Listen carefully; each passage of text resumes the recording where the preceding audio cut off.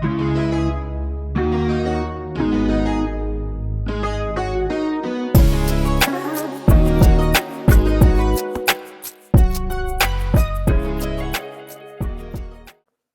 привет! Вы на канале Дубль 2. Я Галина. А Давай вас еще как, раз. вас как зовут, молодой человек? Давай еще раз, я не готовый. Всем привет! Ой, подожди еще раз.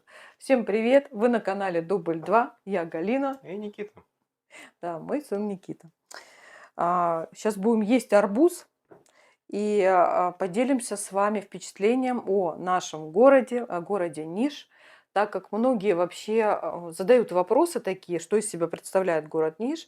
Мы здесь живем уже второй год, получается, постоянно. Вообще квартиру приобрели 3 года назад, но живем постоянно второй год.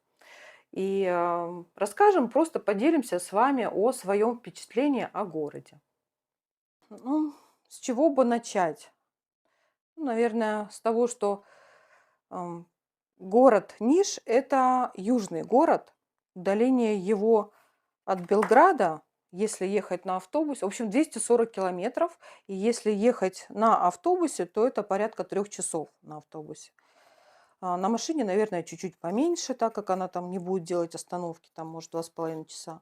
Вот, вроде бы оно как по размерам страны недалеко, но с учетом того, что Сербия сама небольшая страна, как бы вроде как удалено. Город Ниш– это южный город. Мы почему, когда выбирали квартиру, остановились все-таки на нем, в первую очередь, именно потому что южный город. Во-вторых, он нам понравился чисто внешне, он очень сильно отличался от Белграда, от того, что мы уже видели в Сербии.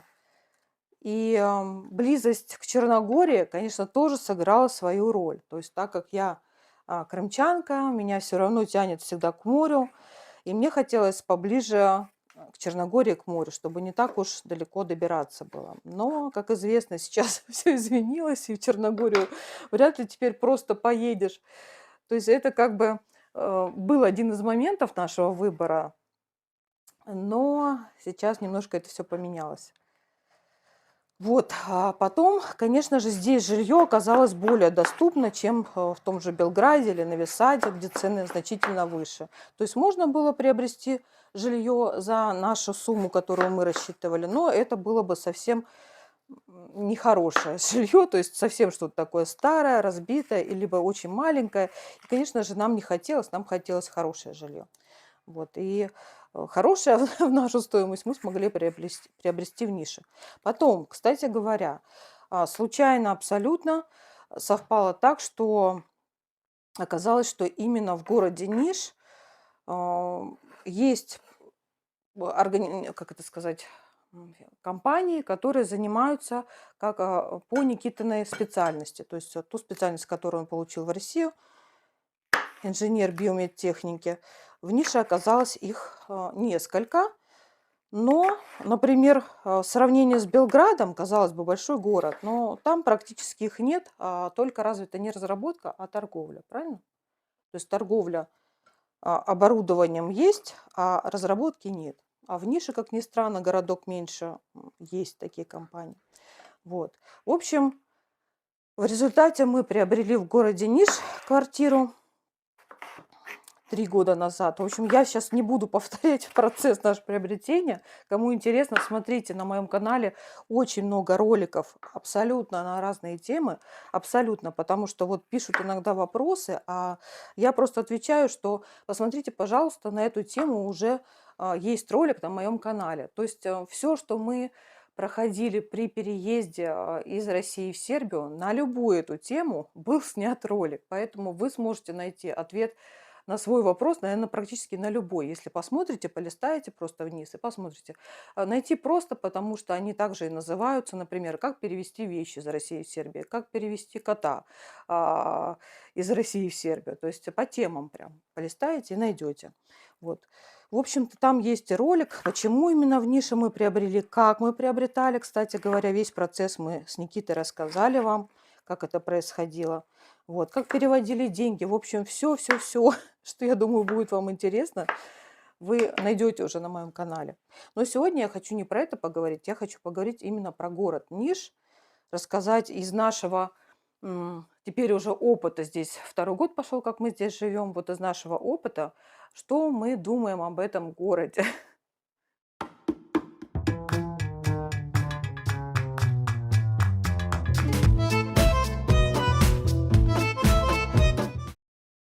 Да, насчет Ниша хочется сразу сказать, что этот город по-своему уникальный, потому что это, очевидно, не столица, это город поменьше, но при этом в нем есть практически все, что нужно, кем бы вы ни были, при том при всем.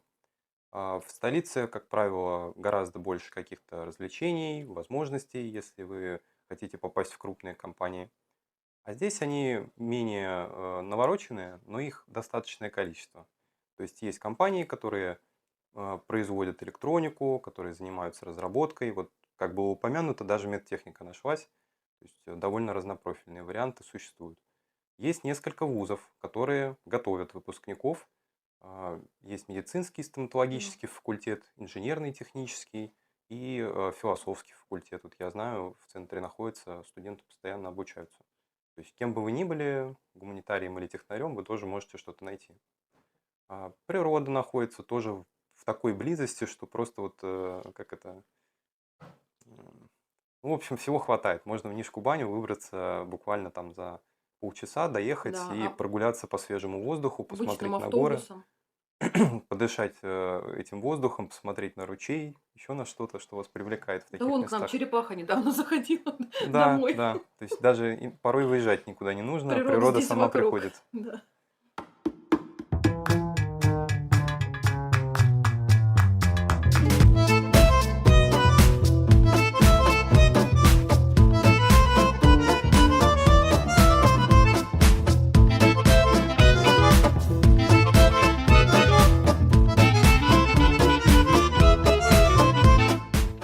Да. То есть это такой микс, с одной стороны, возможностей, и с другой стороны, такого спокойного, более спокойного ритма жизни, чем предлагают столицы. А, Ну, опять же, не секрет, что в Сербии, в крупных городах нет больших проблем с доступностью, потому что они сами по себе не очень большие, включая Ниш, и у них развитая сеть транспорта, автобусов. В Нише сейчас конкретное преимущество, что бесплатный проезд до сих пор действует. То есть точно так же вы можете вот в этом небольшом городе довольно спокойно ориентироваться, добираться, даже если у вас нет личного автомобиля. Вы просто садитесь на автобус, который там, в течение 10-15 минут наверняка приедет, и добираетесь, куда вам нужно. Для тех, кому важна медицинская помощь, с этим тут опять же не разгуляйся, но при этом достаточно для жизни. То есть это не тот уровень, когда вы можете просто прийти в ГОС, за 5 минут все сделать, но и при этом вас никто не оставит в беде и с проблемой.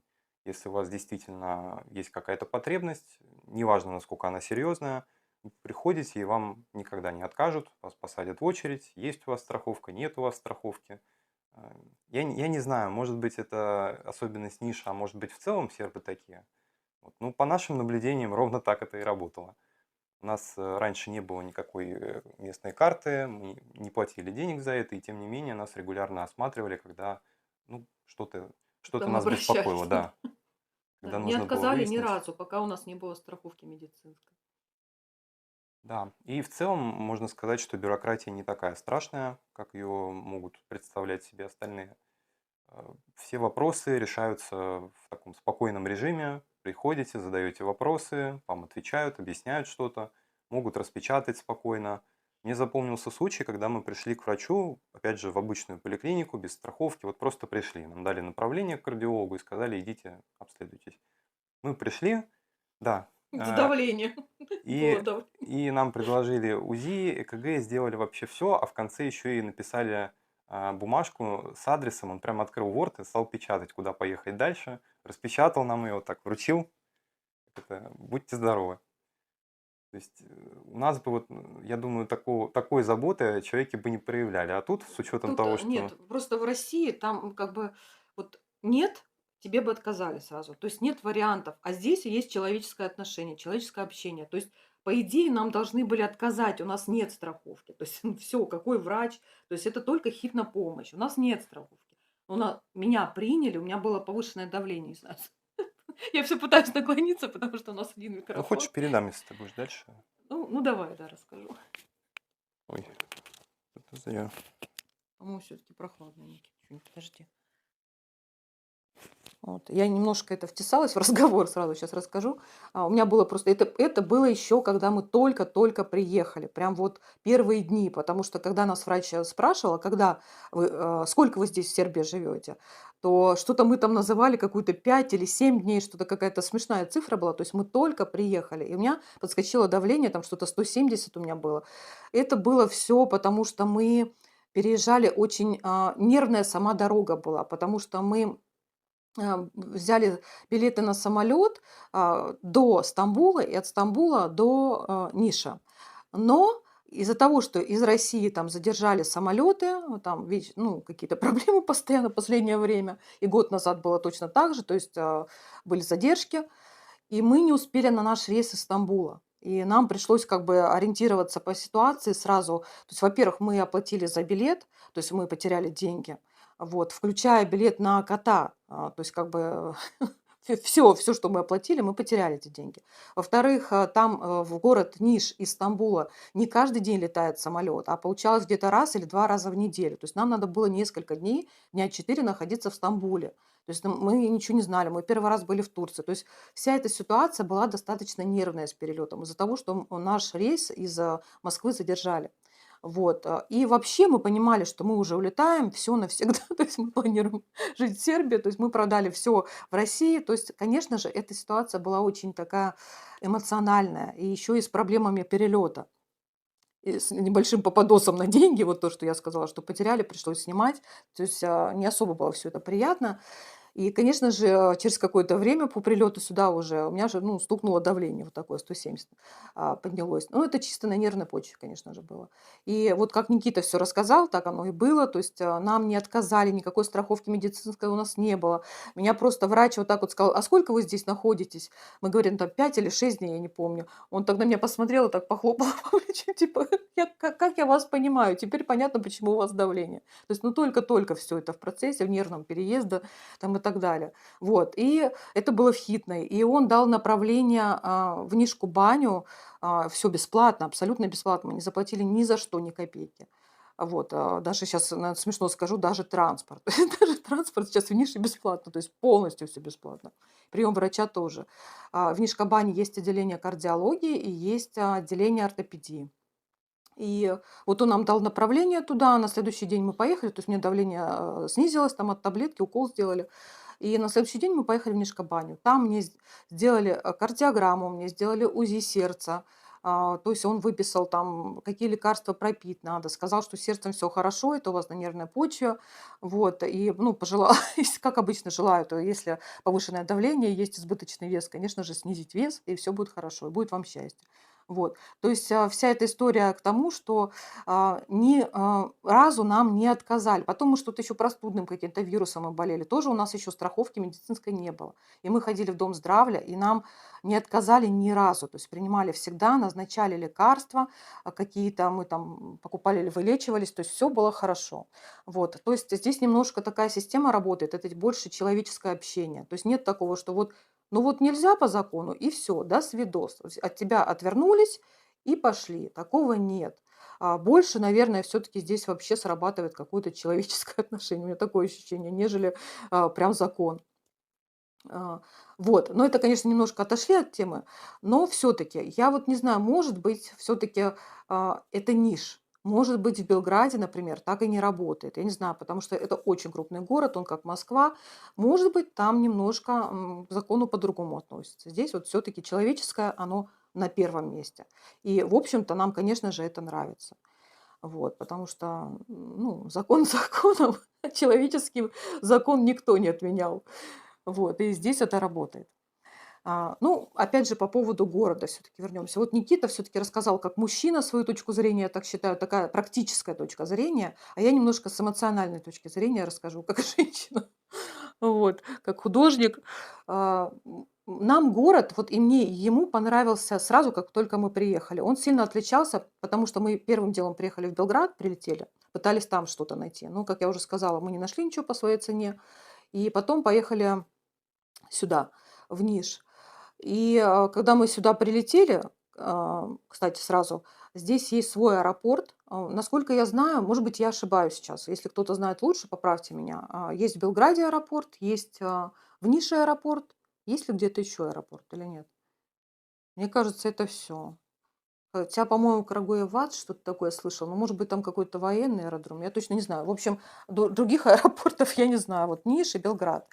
И это тоже очень большой плюс в городе, потому что вы можете из Стамбула прилететь сразу в Ниш. То есть не нужно лететь в Белград, потом добираться автобусом по жаре, например. Там, то есть это очень удобно. И от аэропорта, который называется а, Константин Великий, да, Константин Великий, в Белграде называется Никола Тесла, имени Никола Тесла, а в Нише имени Константина Великого. И, кстати, в первый год, когда мы прилетели, был аэропорт еще старенький. И получилось так, что мы прилетели сюда, в старый аэропорт, а улетали обратно уже из нового аэропорта. Как раз сюда приезжал президент Сербии Вучич, и как раз в этот момент было открытие аэропорта, и мы уже улетали обратно снова. Вот, конечно же, он не огромный, как в Москве, то есть, ну, он ни к чему такой, как в Москве. То есть Ниш небольшой город, и, но он аккуратненький, он современный, то есть все там очень даже приятно находиться, никаких очередей не бывает. В общем, все цивильно, и самое главное, проблем нет никаких абсолютно добраться с самолета. То есть там стоял автобус, по-моему, да. Конечно же, есть и такси. Такси стоит не безумных денег, кстати говоря, по Нишу. Вот, мы не часто, конечно, пользовались, но иногда пользовались такси. Посадка стоит 190 динар, то есть если вам ехать совсем мало, то как минимум 190 вы уже оплатите за посадку. То есть и плюс еще сколько едете. И у нас, мне кажется, дороже, чем 500 динар, 500, может быть, 50, у нас не выходило никогда. То есть город не огромный, и вот с какого бы места мы ни ехали, не добирались, то есть, ну, 550, 500, вот так вот. Где-то примерно так вот выходит. То есть нет такого вот какого-то аферистического подхода, то есть они не стараются специально как-то вести долго или каким-то путем более долгим, где пробка есть. Вообще нет, мы ни разу в такую ситуацию не попадали. Наоборот, они стараются быстрее привести, объезжают пробки. И даже у нас был случай, когда нас уже подвезли вот к нашей улице, здесь идти вот буквально к нашему дому там 2-3 минуты. И выезжала какая-то машина. И, по-моему, он нас он выключил, счетчик, он выключил счетчик, уже не считала нам вот уже. Пока мы ждали, вот эта машина там выезжала, еще что-то. То есть мы доехали, заплатили ему чуть меньше, чем, в общем, он за этот кусок даже почему-то решил не считать, потому что, ну, типа, ну, машину ждали, там все такое. То есть, даже такие варианты есть. То есть нет такого, чтобы вот лишь бы захапать, лишь бы больше заработать. Но, во всяком случае, мы этого ни разу не встретили. Да, не считают. В магазинах то же самое. Вам могут как дать лишних 5-10 динар, так и не додать лишних 5-10 динар. Типа, ну а что с вас и Да. будет? Вот, Здесь считается как бы, ну, копейки, что там могут вообще не сказать, что там не надо, не надо. То есть вот спокойно, это даже не на рынке, а вот просто в магазине, там, да. например, какие-нибудь 5, там 10 динар, типа не надо махать рукой. И также могут, конечно же, не додать, например, 10 динар, там 5 динар, то есть, ну, типа мелочи, вот, ерунда. Вот, так что такое есть. И я еще хотела сказать вот чисто такую, опять же, свою, с точки зрения женщины, что ли, да, вот чисто визуально нам город значительно больше понравился, чем тот же Белград, потому что Белград, он крупный город, то есть это огромная столица, тоже серо-каменная. Не знаю, вот мы не были так, чтобы прям вот все красоты Белграда разглядеть, то есть чисто как туристы, да, туда приехать. Мы были всегда там по делам, то есть проездом, когда мы искали квартиру, мы снимали, мы всегда что-то в делах каких-то бегали. То есть мы не ходили специально, не рассматривали все красоты Белграда. Возможно, я сейчас ошибаюсь. Может быть, там есть очень много красивого. Но мы видели вот с точки зрения просто обычного человека, который жил там где-то не в центре города, на окраине. Ну, в центр мы приезжали так вот погулять немножко, посмотреть. И сейчас это лично мое мнение, я озвучиваю там, кому-то, может быть, кто-то не согласен. Но мне Белград не понравился. Не понравился по той причине, просто по той причине, что это большой город, серый, каменный, сильно похож на Москву. И Москва мне тоже никогда не нравилась. Поэтому это чисто мое ощущение. То есть, возможно, тем, кто переезжает сюда из Москвы, им наоборот Нижний понравится. То есть, ну, это все чисто такое вот индивидуальное.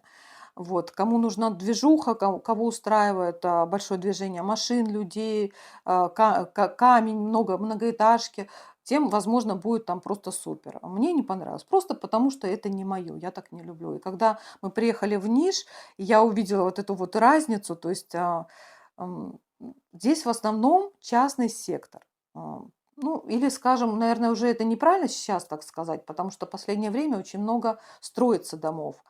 Но дома здесь строятся не как в России привыкли мы, да, высоченные дома, как минимум там 9-12 этажей, а то и выше. Нет, не такие. Строятся 4-5-этажные, максимум, по-моему, шестиэтажные. Это прям, ну, максимум. В основном 4-5-этажные.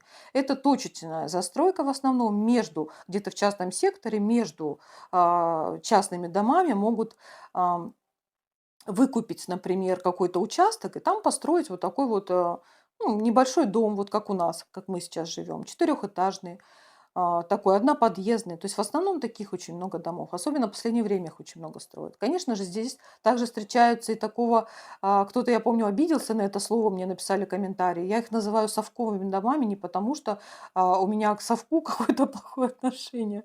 Нет, я называю их совковыми домами только потому, что они являются панельными. То есть такими же, которые строили при Советском Союзе массово.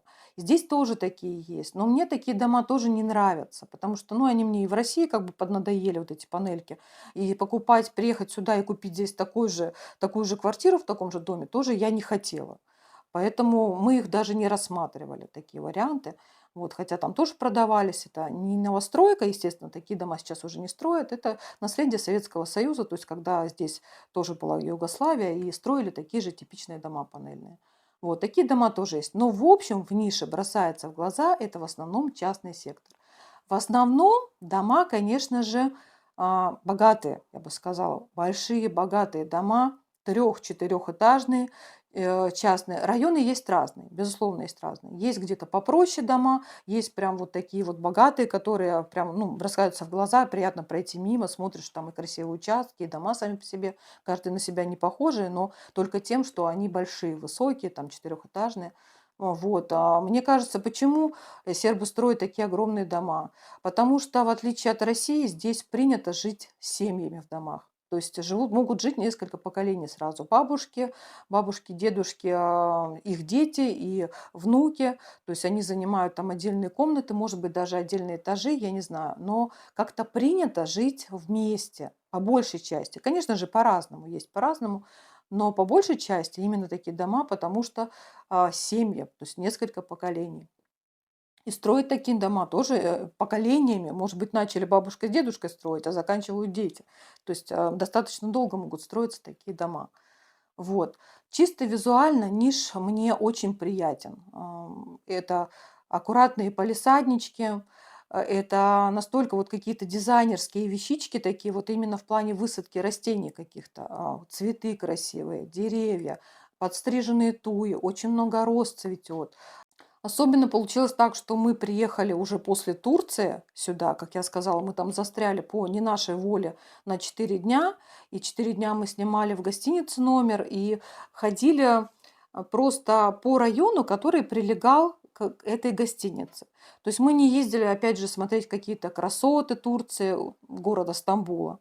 Мы просто сняли ближайшие гостиницы, ближайшие к аэропорту, номер и гуляли вот по этой территории, которая там недалеко, чтобы что-то там зайти в магазин, прикупить себе покушать и так далее. То есть мы особо никуда по Стамбулу не катались. Пару раз мы проехали в метро в какой-то район-центр, немножко были шокированы тем, что перепад был жуткий между улицей, так как это был конец июля. На улице было очень жарко, а когда заходишь в метро, спускаешься, там просто был холодильник. Настолько сильно холодно, и мы просто боялись заболеть, поэтому нам это было некомфортно, такие перепады. И не так уж много мы там посмотрели. А в основном тот район, самый обычный, где жили обычные турки, это не богатый район. Гостиница хорошенькая была, чистенькая, все нам там нравилось. Но сам по себе район такой обыкновенный, скажем так. Где-то совсем есть бедные дома, где-то получше. И что меня поразило, то что я думала все-таки, что там тоже должно присутствовать. Вот если это частный дом, то, конечно, красивая территория, какие-то цветы должны расти, какой-то небольшой там дизайн должен использоваться для украшения, да, ландшафтный, там что-то такое посаженное, интересно. Но я была шокирована, потому что всего этого не было. Были просто каменный дом, вокруг высоченный забор, наверх еще была навязана колючая проволока, вот, так выглядели дома, в которых мы жили. Не в которых мы жили, а рядом с которыми мы жили вот в нашей гостинице. И все дома, это не один какой-то был, а все так выглядели дома. И вот когда мы приехали из Стамбула сюда в Ниш, и вот вдруг увидев эту разницу, как здесь выглядят дворики вокруг домов, то есть это маленькие заборчики, никто здесь не строит высокие заборы. Весь двор просматривается полностью. Бывает максимум это какая-то живая стена, да, там из туй там ставят такие заборы. Как я уже рассказала, украшают цветами. Во-первых, это и навесные всякие кашпо с цветами цветущие, и очень много цветов просто таких вот. А, Очень красиво смотрятся и оформлены дома. Никто не прячет их за колючей проволокой. То есть этот контраст между вот этим Стамбулом и Нишем был настолько, что я первое время ходила просто и вот вся такая впечатленная. Думаю, боже мой, как же мне здесь нравится, как же мне здесь нравится. Вот. В общем-то, но все это, конечно, прекрасно, но нужно, чтобы быть честными. Конечно же, скажу, что в Нише, не то чтобы только в Нише, а вообще во всей Сербии, в том числе и в Белграде, Белград не является исключением, очень много полуразрушенных домов, которые по какой-то причине не сносят. Я не знаю этих причин, возможно, это причина в том, что они принадлежат кому-то, но ими люди не занимаются. То есть ждут, наверное, когда они сами развалятся, в общем, не знаю. То есть они, видимо, в собственности чьей-то находятся, не государственные, поэтому государство их не может снести, но дома настолько в критическом состоянии, что иногда боишься рядом пройти. Кажется, что сейчас балкон отвалится, упадет на голову тебе. В общем, таких домов, и в Белграде мы тоже их видели массу. Мы жили не в центре, а в районе Земун, который считается окраиной, так как там было подешевле, мы там снимали.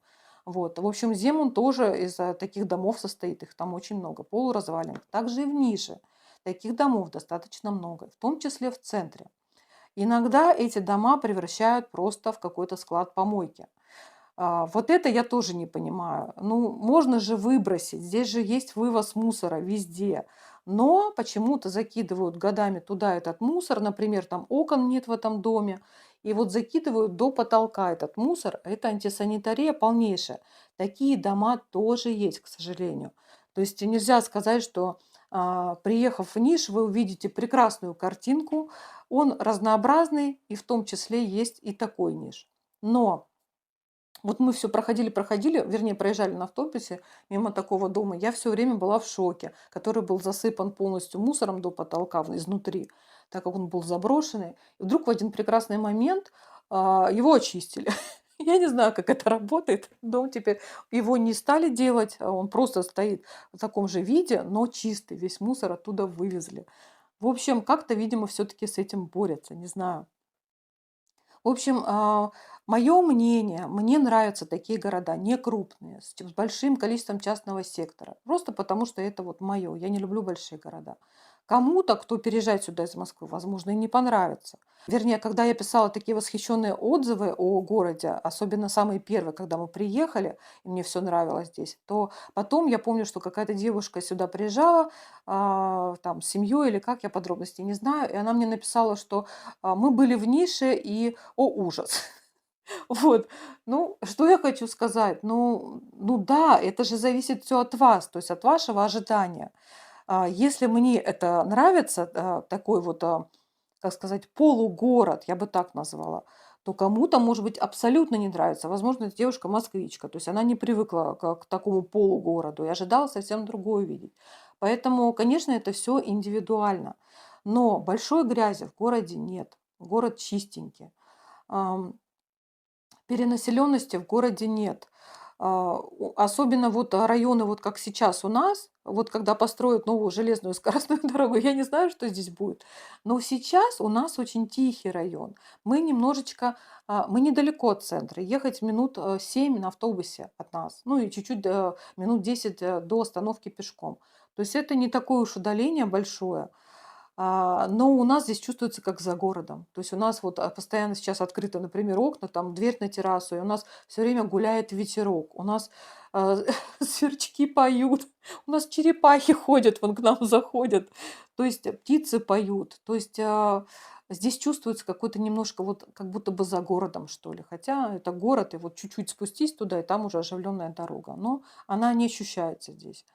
Вот, в общем, здесь прекрасно спится от этого постоянного шелеста, как это, листочков, да, ветерком гоняет, листья шелестят.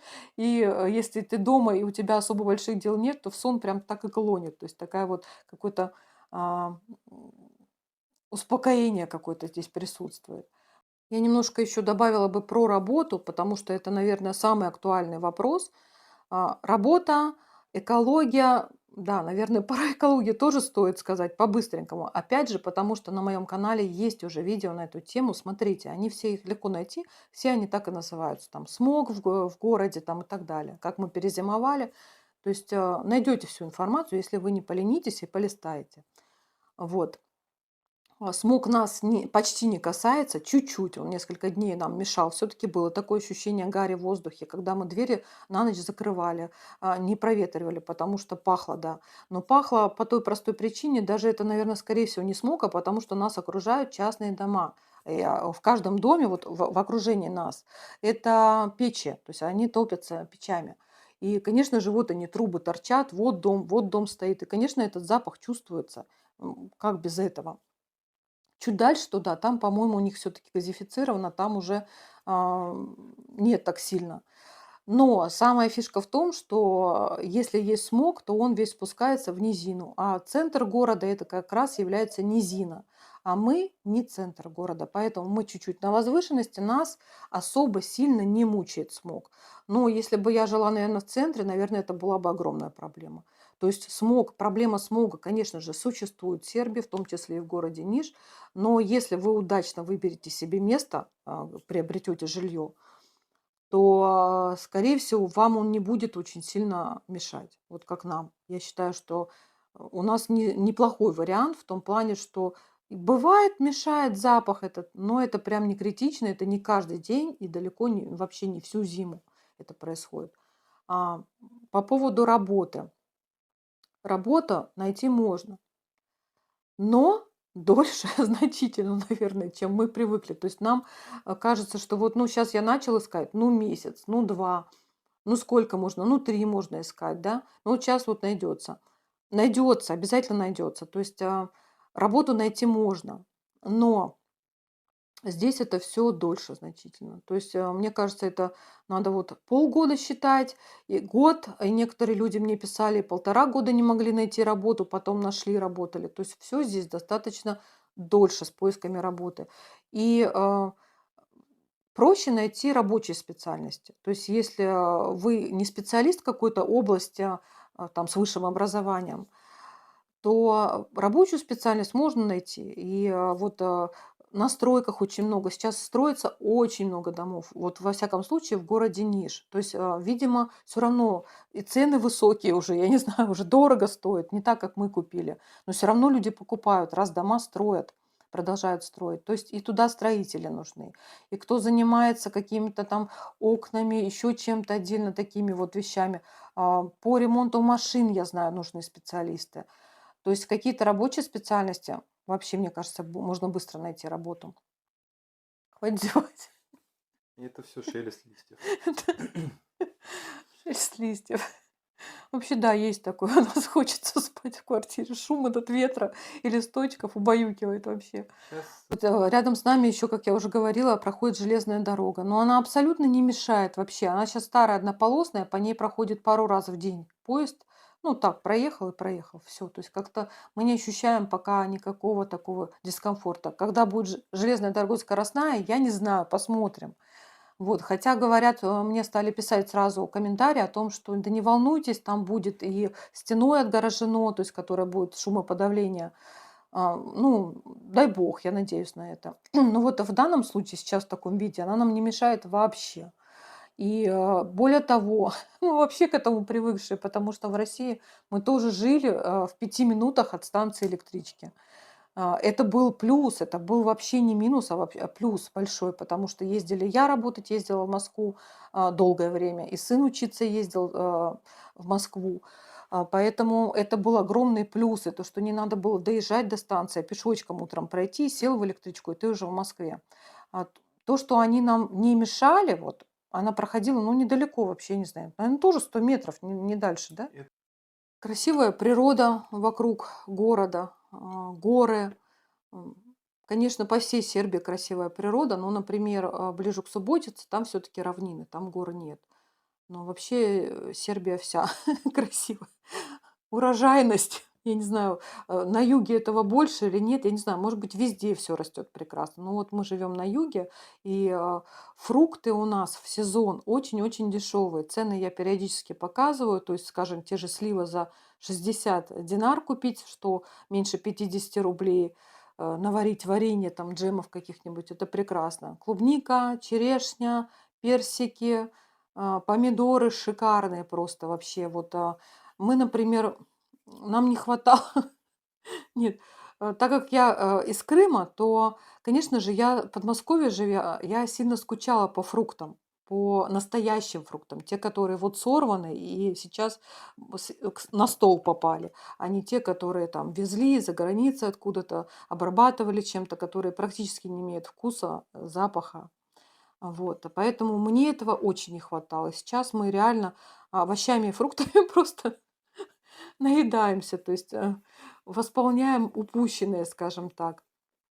А, я не знаю вот по ценам всего остального. У меня такое ощущение, что все таки если брать Белград, то там, скорее всего, даже в магазинах будет все подороже. Ниша не очень дорогой город, то есть здесь и вещи можно купить дешево, прям значительно дешевле. Вот я сравниваю с Россией, например, хорошие качественные вещи значительно дешевле, несколько раз. А, продукты, я не знаю, кто-то вот мне пишет, что дорого. Ну где дорого? У нас в нише недорого. Я вот выкладываю, показываю цены, сколько это стоит, показываю чеки. Вот мы только что пришли из магазина, принесли там тоже мясо, там, не знаю, куриное мясо, там еще что-то. И называю все цены. И я прекрасно помню, сколько это стоило в России. Может быть, в России есть где-то места, где это дешевле стоит. Я не знаю, спорить не буду. Может быть, люди мне пишут здесь, в Сербии, живя в другом городе, например, в Белграде, что дороже. Я озвучиваю, почем мы покупаем. Так вот, в нише не дороже продукты, чем в той же, ну, в России, например, да, в Подмосковье, где мы жили, вот если сравнивать, не дороже. Может быть, что-то чуть-чуть дороже есть, но тогда что-то может быть и дешевле. То есть, в принципе, тот бюджет, который мы тратили в России, нам его здесь вот так вот хватает, если даже не поменьше. А, Квартплата. Квартплата, как я уже говорила, у нас очень даже адекватная. Но мы платим 4500 динар в месяц. И то это уже произошло повышение где-то перед Новым годом. Так мы платили еще меньше. Там было 3,5, что-то такое. А, Сезон отопления у нас вышел нам в очень большую копеечку. Мы платили в месяц порядка 20 тысяч. А, Конечно же, потому что мы использовали электрокотел для отопления квартиры нашей. Это не дешевое удовольствие, но и потому что только сейчас уже прошло год, ну чуть меньше года еще, мы разобрались, как надо тратить меньше. До этого мы были в таком, мы еще не понимали, как это все работает. Поэтому мы, конечно, сильно потратились этой зимой. Я надеюсь, что в этом году зимой уже будет совсем другие будут суммы приходить нам, потому что мы поняли, как нужно экономить. Это я уже рассказывала тоже. Кому интересно, сейчас по-быстренькому повторю. Казалось бы, всего лишь выключить на день бойлер на кухне, бойлер в ванной, и чайник использовать, вскипятил, перелил в термос, то есть не постоянно, как мы его включали, а, И разница в счете в 2 раза. Не поверите, в 2 раза. Сейчас нам приходят счета, мы только это изменили, ничего больше. Мы включаем, даже еще добавился у нас кондиционер, потому что сейчас стоят очень жаркие погоды, и мы включаем кондиционер дома. До этого мы его не включали, нам приходил счет за электричество уже без отопления. 8 000. Это было несколько месяцев. Как только мы отключили вот эти вот 2 бойлера, мы их включаем только на ночь теперь, и бойлера нам хватает, он огромный, нам хватает его использовать за день. То есть помыться несколько раз нам его вполне хватает. Вот. А так как вода в кране на кухне сейчас и так нормальная, в принципе, я вот 1-2 раза я его включаю за день, и все. То есть даже не было необходимости в этом, и так можно обойтись. И стоимость за электричество за месяц уменьшилась больше, чем в 2 раза. Сейчас нам приходит счет примерно на 3 300, да, по-моему, мы заплатили в прошлом месяце, 3 300. И при том, что у нас еще добавился кондиционер. Мы сейчас еще включаем иногда кондиционер. То есть, ну, просто чудо. Вот всего лишь исключить вот эти вещи, чайник и бойлеры, то есть включать на ночь, не совсем исключить, и переливать себе кипяток в термос, и все, и вы экономите половину. Мы этого раньше не знали. И плюс еще с отоплением у нас был там такой казус, так как это новостройка, то счетчики у нас были все настроены не как положено, дешевый тариф с 11 до 7 утра, да, вот, а были сбиты, а мы об этом не знали. Соседи, видимо, знали, но так как мы не прям так вот постоянно каждый день общаемся с соседями, ну, поздоровались и прошли как-то, вот в основном так, то есть не так, чтобы прям пообщаться, поговорить на какие-то темы, то мы об этом не знали. Видимо, соседи знали. Там дешевый тариф стоял дневной, то есть перепутаны счетчики, не отрегулированы были. Потому что новостройка. Еще раз повторю, никто их не подкручивал специально, потому что они еще не были отрегулированы. И мы об этом не знали и пользовались в неправильное время. Мы, наоборот, старались все делать вечером, вот когда у нас днем был дешевый тариф. А мы на этом экономить пытались, но делали все наоборот. И поэтому у нас за отопление приходили вот такие огромные счета. Вот, поэтому уже учитывая в наш опыт, мы уже разобрались, как это все работает. Я думаю, что в эту зиму у нас уже не будут такие огромные счета. По поводу квартплаты, как я уже сказала, у нас сейчас 4500. Но опять же, так как это новостройка, у нас обживают территорию, у нас каждый месяц происходит какое-то еще дополнительное отчисление. И так далее. Жильцы договорились, что мы вот хотим камеры поставить, мы хотим там это, пятое, десятое там.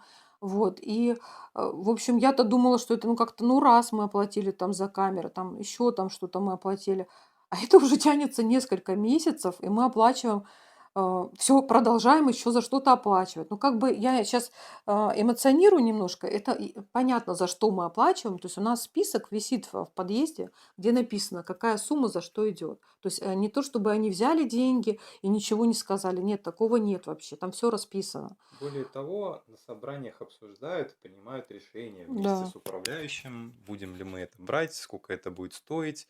Нам высылают смету в чат перед тем, как это начать списывать. То есть оно заранее известно, просто решает как бы большинство. И вот у нас такие соседи, которые, в принципе, ну, хотят что-то улучшать в этом доме, хотят добавлять удобства, опять же, для машин, для себя освещение и так далее. Довольно много моментов. И все их, собственно, делают. То есть Да. договариваются и делают. Просто почему меня эта ситуация не особо устраивает? Конечно, я не против благоустройства, но мне кажется, у нас и так все в порядке. У нас уже есть освещение, у нас есть камеры по всему периметру. А, Вот когда решится наконец-то вот этот вопрос у нас заасфальтируют, то есть пока испытываем неудобства только мы, потому что там все заросшее сорняком, и оттуда летят всякие насекомые всего мира залетают к нам в квартиру. То есть мы каждый вечер их вылавливаем, чтобы они не жужжали тут ночью. Вот. То есть то саранча какая-то, то жук какой-то. В общем, постоянно залетает. Но я понимаю, что это вопрос времени, то есть на это никто не может повлиять. Когда все эти суды с соседкой закончатся, наконец-то уже, вот, и здесь кусочек заасфальтируют, тогда эта тема закроется. Но других соседей я не понимаю, что им еще нужно. То есть как бы здесь все есть уже.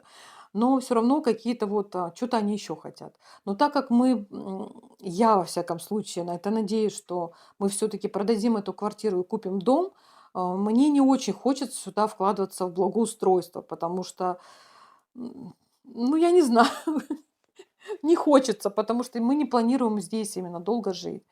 Поэтому, ну, посмотрим, как будет, но, планы немножко другие. Вот, поэтому, конечно, вот это благоустройство мне не очень. И, сумма приходит чуть ли не в 2 раза больше. То есть в прошлый раз она сама квартплата 4,5, а сумма пришла на 8 000.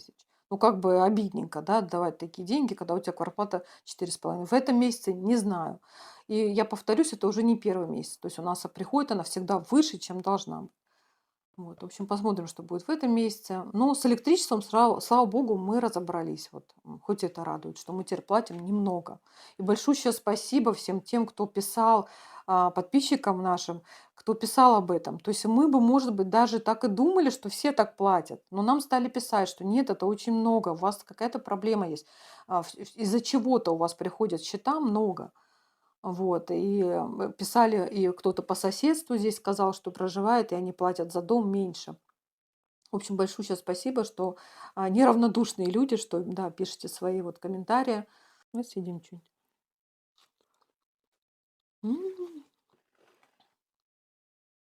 У меня просто во рту пересохло. Мне надо срочно съесть арбузик. Вот был бы свой дом, сейчас бы я эти семечки посадила бы, у меня бы арбузы выросли. Денежное дерево. Почему денежное дерево? Арбузы. Ну нету. Нет у меня баньки-то. Нет у меня баньки-то. М, м, Сладенькие. Да, есть. В общем, подводя итоги, по городу Ниш, скажу свои эмоции. Конечно же, для меня, как и для м, человека, который родился в Крыму, самым красивым городом навсегда останется город Керчь, Крым, самым любимым, самым красивым. Вот, лучше его не будет никогда. Но так как мы живем в Сербии теперь, для меня Ниш имеет много своих плюсов. И визуально, и, как я уже сказала, он подешевле, он мне ближе, он очень сильно похож к тому, что мне нравится, то есть именно к Крыму. Здесь растут те же самые фрукты, здесь природа такая же, как в Крыму, температура воздуха такая же, как в Крыму летом жарко. Вот, то есть мне он близок, меня он, скажем так, зацепил. Если бы мы жили в каком-то другом месте, не знаю, не могу сказать. Вот поживем, купим дом в другом месте. Поживем, тогда скажу, поделюсь с вами своими эмоциями. Вот, как я уже рассказывала тоже на своем канале, были какие-то моменты, когда ам, столкнула нас жизнь с такой ситуацией, которая была очень неприятна, и а, какое-то было состояние такое разочарования, но оно очень быстро ушло. То есть это было понятно, что это просто ситуация, и такие люди на твоем пути могли встретиться где угодно. То есть никакого отношения это к месту, к городу не имеет абсолютно. Поэтому, поэтому все это прошло, улетучилось, и остались все равно, опять же, только лучшие воспоминания, только лучшие моменты. Вот, поэтому мне здесь нравится, скажем так. Ты что скажешь? Итог. В итоге, если вам было интересно, если вам это все понравилось на слух, я думаю, и внешне, и по факту в жизни вам это понравится. Можете дополнительно почитать. Про ниш достаточно написано в интернете. Если кто-то выбирает город, вот с учетом всех этих деталей, которые мы рассказали, и общих каких-то вещей, там про климат и так далее, можете его выбрать как один из самых крупных городов, в принципе, самый крупный на юге Сербии. Да. Ниш третий по размерам, по своим, вообще по всей Сербии. И еще раз напомню, здесь бесплатный проезд до сих пор уже целый год. Это супер. То есть можно вообще не заморачиваться. Если ты даже не знаешь, как добраться, ты сел в один автобус, вышел, пересел на другой автобус, вышел. В общем, ну, это, конечно, супер, то, что не надо бесплатный транспорт по городу. В ту же Нишкобаню ходят также бесплатные автобусы. Так же, как это городской транспорт. То есть Нишка-Баня, вот некоторые спрашивают, думают, что это где-то ехать от города нужно куда-то междугородним автобусом. Нет, это окраина города Ниш. То есть туда можно просто сесть на автобус. От нас, к сожалению, прям прямой не идет автобус. Нужно доехать до центра, пересесть на другой и доехать до Нишка-Бани. Но добираться, я не знаю, ну минут 20, наверное, и бесплатно. То есть можно просто туда ездить гулять, а там отличный воздух, очень красивые места. Вот, даже в эту же жару, в такую, там не будет жарко. То есть где-то в тенечке, рядом гора огромная, которая закрывает от всего это жара, спасает. Вот, то есть есть много мест, где здесь можно погулять. Единственное, у меня вопрос, я до сих пор пока не знаю. Пожалуйста, если кто-то из местных будет смотреть мой канал, напишите. Я человек, как я уже говорила, морской.